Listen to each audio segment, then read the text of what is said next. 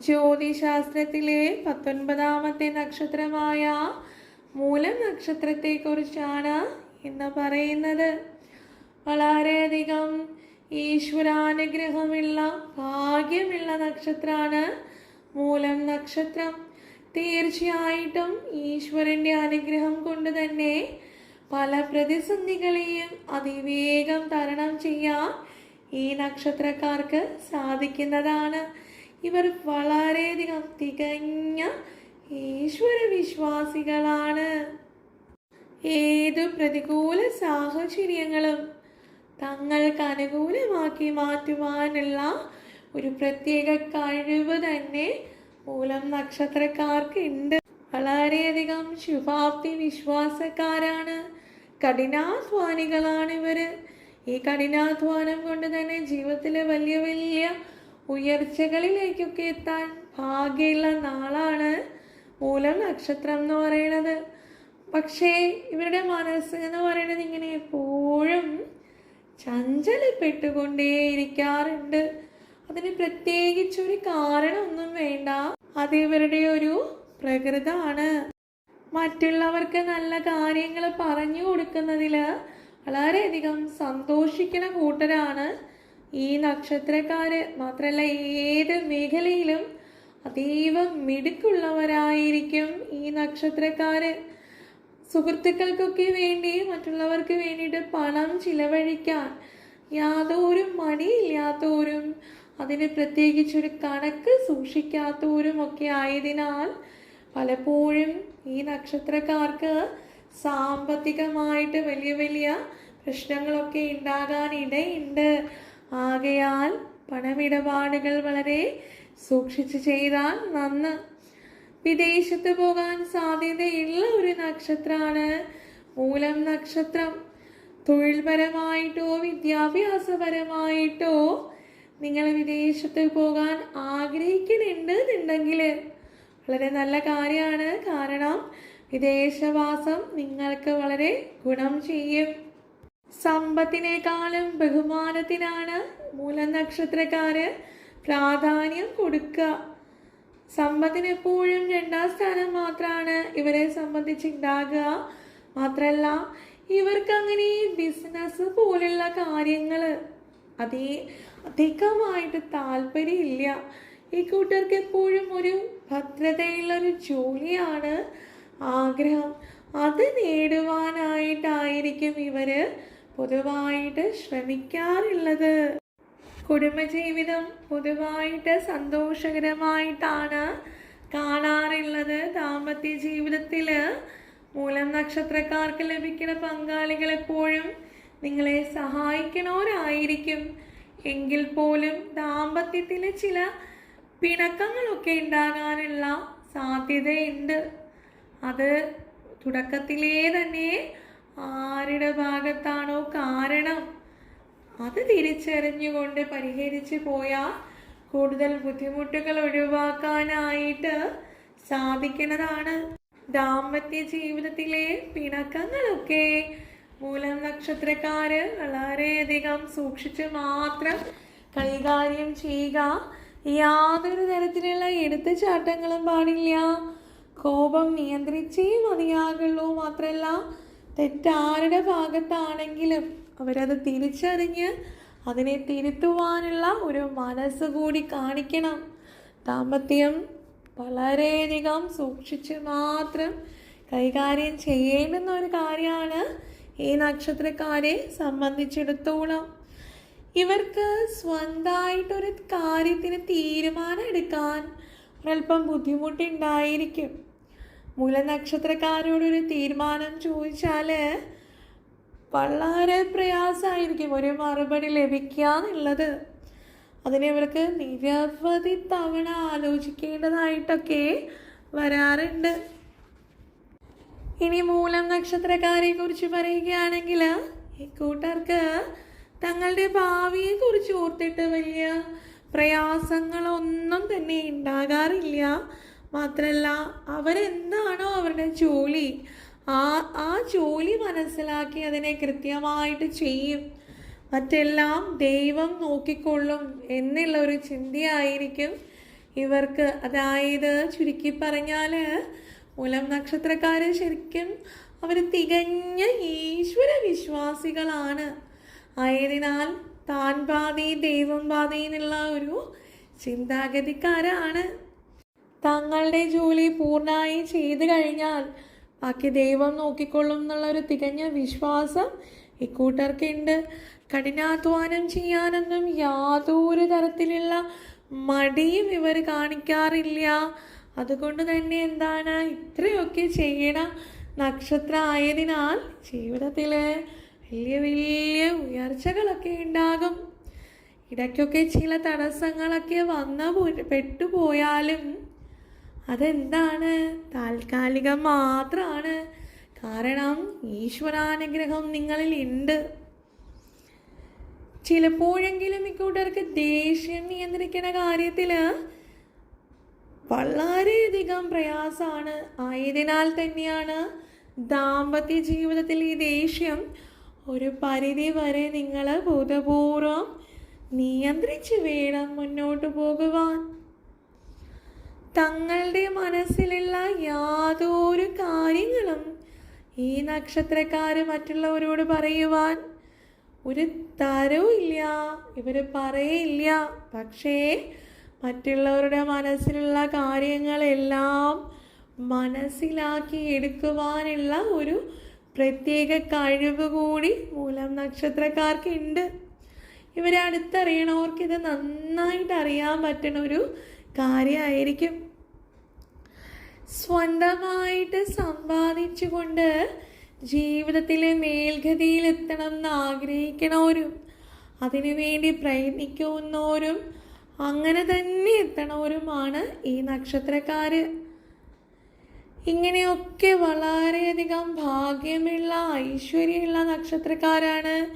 നിങ്ങളുടെ ചില ദേഷ്യങ്ങൾ നിയന്ത്രിക്കാൻ മാത്രം നിങ്ങളൊന്ന് ശ്രദ്ധിച്ചാൽ ജീവിതത്തിൽ ഉണ്ടാകുന്ന പല പ്രതിസന്ധികളെയും ഒഴിവാക്കി വിടുവാനായിട്ട് മൂലം നക്ഷത്രക്കാർക്ക് സാധിക്കുന്നതാണ്. ഇനി ഈ നക്ഷത്രത്തിൻ്റെ പ്രതികൂലമായിട്ടുള്ള നക്ഷത്രങ്ങളെ കുറിച്ച് പറയുകയാണെങ്കിൽ പുണർദം, പൂയം, ആയില്യം എന്നീ നക്ഷത്രങ്ങൾ കൂടാതെ മൂവഞ്ചേഴാം നാളുകളായിട്ട് ഉത്രാടം, അവിട്ടം, പൂരിട്ടാതി എന്നീ നക്ഷത്രങ്ങൾ കൂടിയുണ്ട്. ഈ നക്ഷത്രങ്ങളൊക്കെയും നിങ്ങൾക്ക് പ്രതികൂല നക്ഷത്രമാകയാൽ തീർച്ചയായിട്ടും ഈ നക്ഷത്രക്കാരുമായിട്ടുള്ള യാതൊരു തരത്തിലുള്ള സാമ്പത്തികമായിട്ടുള്ള ഇടപാടുകളോ മറ്റ് മംഗളകരമായിട്ടുള്ള കാര്യങ്ങളോ ചെയ്യാതിരിക്കുക. പിൽക്കാലത്ത് അവയൊക്കെ ദോഷമായിത്തീരും. മാത്രമല്ല ഈ നക്ഷത്രങ്ങൾ വരുന്ന ദിനങ്ങളിൽ നിങ്ങൾ ശുഭകരമായിട്ടുള്ള കാര്യങ്ങളൊക്കെ ചെയ്യാതിരിക്കുകയാണ് നല്ലത്. കാരണം അവയ്ക്ക് ഏതെങ്കിലും ഒരു ഘട്ടത്തിൽ തടസ്സങ്ങൾ ഉണ്ടാകാനുള്ള സാധ്യത കാണുന്നുണ്ട്. ഇനി അനുകൂലമായിട്ടുള്ള നക്ഷത്രങ്ങൾ അശ്വതി, മകം, മൂലം എന്നീ നക്ഷത്രങ്ങളാണ്. ഈ നക്ഷത്രക്കാരുമായിട്ട് ധൈര്യമായിട്ട് മംഗളകരമായിട്ടുള്ള ബന്ധങ്ങൾ തുടങ്ങാം. സാമ്പത്തികമായിട്ടുള്ള ഇടപാടുകളൊക്കെ നിങ്ങൾക്ക്, സംരംഭങ്ങളൊക്കെ നിങ്ങൾക്ക് ധൈര്യമായിട്ട് ഇക്കൂട്ടരുമായിട്ട് നടത്താം. ഭാഗ്യം മാത്രമേ അതുവഴി ഉണ്ടാകുള്ളൂ. മാത്രമല്ല ഈ നക്ഷത്രങ്ങൾ വരുന്ന ദിനങ്ങൾ നിങ്ങൾക്ക് വളരെയധികം ശുഭകരമാണ്. മുടങ്ങിക്കിടപ്പുള്ളതായിട്ടുള്ള കാര്യങ്ങൾ പൂർത്തീകരിക്കാനോ പുതിയതായിട്ടൊരു കാര്യത്തിന് ഇറങ്ങി പുറപ്പെടുവാനോ ഒക്കെ തീർച്ചയായിട്ടും ഈ നക്ഷത്രങ്ങൾ വരുന്ന ദിനങ്ങൾ നിങ്ങൾക്ക് അനുകൂലമാണ്. ഇത് കേൾക്കുന്ന മൂലം നക്ഷത്രക്കാര് ചിലപ്പോഴെങ്കിലും ചിന്തിക്കലുണ്ടാകും, ഇതൊക്കെ ഇത്രയുമൊക്കെ ഞാൻ ഈ കഠിനാധ്വാനം ചെയ്തിട്ടും ഈശ്വരനെ ഞാൻ ഇത്രയേറെ വിശ്വസിച്ചിട്ടും പ്രാർത്ഥിച്ചിട്ടും ഒക്കെയും എനിക്ക് പലതരത്തിലുള്ള കഷ്ടതകൾ മാത്രമല്ലേ ഉണ്ടാകണുള്ളൂ എന്ന്.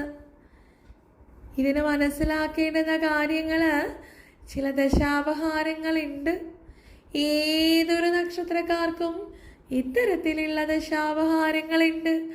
ആയതിന് വേണ്ടുന്ന പരിഹാരങ്ങൾ യഥാസമയം ചെയ്ത് നമ്മൾ മുന്നോട്ട് പോയാൽ തടസ്സങ്ങളൊക്കെ മാറുവാനും ഈശ്വര കടാക്ഷം ലഭിക്കുവാനുമൊക്കെ നമ്മൾക്ക് തീർച്ചയായിട്ടും കഴിയുന്നതാണ്.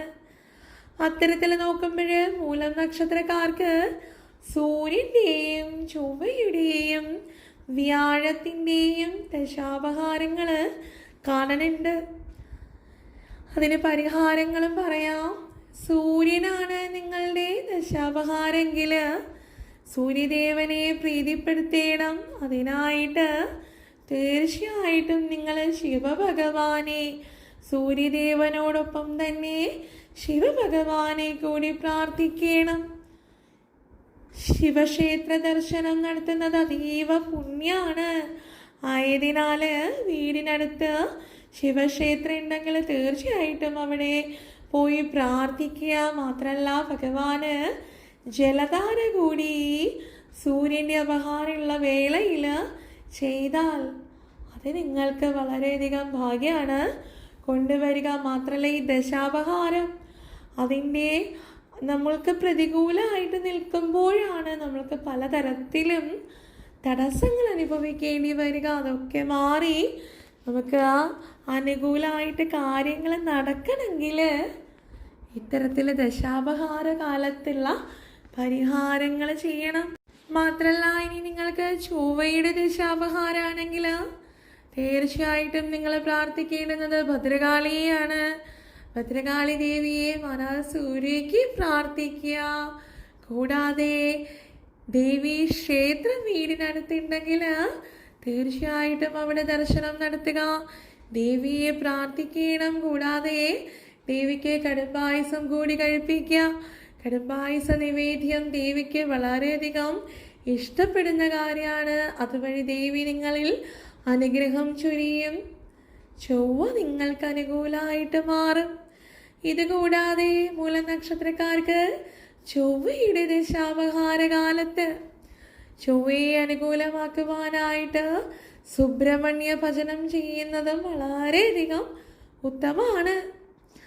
വീടിനടുത്ത് സുബ്രഹ്മണ്യ ക്ഷേത്രം ഉണ്ടെങ്കിൽ തീർച്ചയായിട്ടും സുബ്രഹ്മണ്യ ക്ഷേത്രം ദർശനം നടത്തുക. ഭഗവാന് പനിനീരഭിഷേകം കൂടി നടത്തിക്കോളൂ. വളരെയധികം അത് ശുഭകരമായിട്ടുള്ള കാര്യമാണ്. ഇനി വ്യാഴമാണ് നിങ്ങൾക്കുള്ള ദശാപഹാരകാലമെങ്കിൽ വ്യാഴത്തിൻ്റെ ദശാപഹാരകാലത്ത് മൂലം നക്ഷത്രക്കാർ പ്രാർത്ഥിക്കേണ്ടുന്നത് മഹാവിഷ്ണുവിനെയാണ്. വിഷ്ണുവിൻ്റെ ക്ഷേത്രം വീടിനടുത്തുണ്ടെങ്കിൽ തീർച്ചയായിട്ടും അവിടെ പോയി മനസ്സൂര്യയ്ക്ക് തന്നെ ഭഗവാനെ വിളിച്ച് പ്രാർത്ഥിക്കുക. വ്യാഴദശ എന്ന് പറയുന്നത് നമുക്ക് വളരെയധികം തൊഴിൽപരമായിട്ടും വിദ്യാഭ്യാസപരമായിട്ടും ഒക്കെ ഒരു മനുഷ്യനിൽ ധാരാളം ഉയരങ്ങൾ ലഭിക്കുവാൻ ഇടയുള്ള ഒരു കാലമാണ്. പക്ഷേ പ്രതികൂലമായിട്ട് നിന്നിട്ട് കാര്യമുണ്ടോ? ഇല്ല. അപ്പോൾ അവയെ അനുകൂലമാക്കാനാണ് നമ്മൾ മഹാവിഷ്ണുവിനെ പ്രാർത്ഥിക്കണത്. വിഷ്ണു ക്ഷേത്രം ഇല്ലാച്ചാൽ ദുഃഖിക്കേണ്ട. ഭഗവാന്റെ ദശാവതാരങ്ങളിൽ പെടുന്ന ഏത് ക്ഷേത്രം ആയിക്കൊള്ളട്ടെ, വീടിനടുത്തുണ്ടെങ്കിൽ തീർച്ചയായിട്ടും അവിടെ പോയി പ്രാർത്ഥിക്കണം. ആ ക്ഷേത്രത്തിലെ പ്രധാന വഴിപാടുകൾ ഏതെങ്കിലും ചെയ്യാൻ സാധിക്കുമെങ്കിൽ അതുകൂടി ചെയ്യണതും പുണ്യാണ്. ഏതെങ്കിലും ഒരു വ്യാഴാഴ്ച ദിവസത്തിൽ മൂലം നക്ഷത്രമാണ് വരണത് എന്നുണ്ടെങ്കിൽ അന്ന് തീർച്ചയായിട്ടും നിങ്ങൾ വിഷ്ണു ക്ഷേത്ര ദർശനം നടത്തേണം. അത് വളരെയധികം ഗുണകരമായിരിക്കും. ഭാഗ്യമാണ്. മൂലനക്ഷത്രക്കാരെ സംബന്ധിച്ചിടത്തോളം സാധിക്കുമെങ്കിൽ ആ ദിനത്തിൽ വ്രതാനുഷ്ഠാനം കൂടി നടത്തിയാൽ അതും വളരെയധികം നല്ലതാണ്. നിങ്ങൾക്ക് തടസ്സങ്ങൾ ഒഴിഞ്ഞു പോവുകയും ആഗ്രഹ സാഫല്യങ്ങൾ ഉണ്ടാകുകയും ചെയ്യും. ഇനി മൂലനക്ഷത്രക്കാരുടെ നക്ഷത്രാധിപനെ കുറിച്ച് പറയുകയാണെങ്കിൽ കേതുവാണ് നിങ്ങളുടെ നക്ഷത്രാധിപൻ. ആയതിനാൽ നക്ഷത്രാധിപനെ കൂടി ഒന്ന് പ്രീതിപ്പെടുത്തേണം. കേതു അല്ലേ, കേതുവിന് ഏതു വേണ്ടാന്നാണ്. ആയതിനാൽ ഗണപതി ഭഗവാനെ പ്രാർത്ഥിക്കണം. ഭഗവാനെ മനസ്സുരുകി പ്രാർത്ഥിക്കുക. ഗണപതി ക്ഷേത്ര ദർശനം സാധ്യമായാൽ ഗണപതി ക്ഷേത്ര ദർശനം നടത്തുക. എല്ലാ ക്ഷേത്രങ്ങളിലും ഗണപതി ഭഗവാനുണ്ട്. ഒരു കറുകമാല കൂടി വാങ്ങിക്കൊണ്ട് പോയി ഭഗവാന് ചാർത്തിക്കൊള്ളൂ. നക്ഷത്രാധിപൻ അനുകൂലാകും. നക്ഷത്രാധിപൻ അനുകൂലമാണെങ്കിൽ നമ്മൾ വിചാരിക്കണത് പോലെ തന്നെ കാര്യങ്ങൾ നടക്കുവാനും ജീവിതത്തിലെ തടസ്സങ്ങൾ മാറുവാനും സാധിക്കണതാണ്. ഇനി ഇത് കൂടാതെ തന്നെ രാശ്യാധിപനായിട്ട് മൂലനക്ഷത്രക്കാർക്കുള്ളത് വ്യാഴം തന്നെയാണ്. ആയതിനാൽ നേരത്തെ പറഞ്ഞതുപോലെ വിഷ്ണു ഭഗവാനെ പ്രാർത്ഥിച്ചുകൊണ്ട് വ്യാഴാഴ്ച ദിനങ്ങളിലുള്ള ക്ഷേത്ര ദർശനം നിങ്ങളുടെ രാശ്യാധിപനെ പ്രീതിപ്പെടുത്തുവാൻ സാധിക്കുന്നതാണ്.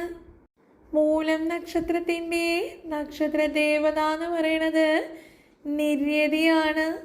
നിര്യതി എന്ന് പറയുന്നത് അഷ്ടദിക്പാലകരിൽ കന്നിമൂലയുടെ ആധിപത്യമുള്ള ദേവതയാണ് നിര്യതി എന്ന് പറയണത്. ആ നിര്യതിയാണ് നിങ്ങളുടെ നക്ഷത്ര ദേവത. നക്ഷത്ര ദേവതയെ കൂടി നിങ്ങൾ പ്രീതിപ്പെടുത്തിയാൽ അത് നിങ്ങളുടെ ജീവിതത്തിൽ വളരെയധികം ഉയർച്ചയുണ്ടാക്കും.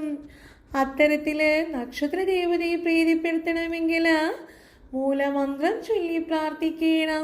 നിങ്ങളുടെ മൂലമന്ത്രം ഇതാണ്: ഓം നിര്യതേ നമഃ, ഓം നിര്യതയേ നമഃ. ഇതാണ് നിങ്ങളുടെ മൂലമന്ത്രം. തീർച്ചയായിട്ടും സാധിക്കുമ്പോഴൊക്കെ ഈ മൂലമന്ത്രം ചൊല്ലി നക്ഷത്ര ദേവതയെ കൂടി ഒന്ന് പ്രാർത്ഥിച്ചുകൊള്ള. മൂലം നക്ഷത്രത്തിൻ്റെ ഗണം അസുരഗണാണ്. മൃഗം ശ്വാവാണ്, പക്ഷി കോഴിയാണ്, വൃക്ഷം പൈനാണ്. അപ്പോൾ ഇത്രയുമൊക്കെയാണ് മൂലം നക്ഷത്രക്കാരെ കുറിച്ച് പറയുവാനായിട്ടുള്ളത്. വളരെയധികം ഈശ്വരാനുഗ്രഹമുള്ള നക്ഷത്രമാണ്, ഭാഗ്യമുള്ള നക്ഷത്രമാണ് മൂലം നക്ഷത്രം. മാത്രമല്ല, നിങ്ങൾക്ക് നിങ്ങളുടെ ദേഷ്യം ഒന്ന് നിയന്ത്രിച്ചാൽ വളരെയധികം നല്ലതാണ്. ജീവിതത്തിലുള്ള പലതരത്തിലുള്ള പ്രശ്നങ്ങളെയും അതുവഴി ഒഴിവാക്കാൻ സാധിക്കും. അപ്പോൾ ഇത്രയുമൊക്കെയാണ് മൂലം നക്ഷത്രക്കാരെ കുറിച്ച് പറയുവാനായിട്ടുള്ളത്. പൂരാടം നക്ഷത്രവുമായി ഉടനെ തന്നെ കാണാമെന്നുള്ള ശുഭപ്രതീക്ഷയോടുകൂടി എല്ലാവരെയും ഈശ്വരൻ അനുഗ്രഹിക്കട്ടെ എന്നുള്ള പ്രാർത്ഥനയോടുകൂടി നിർത്തുന്നു. നന്ദി, നമസ്കാരം.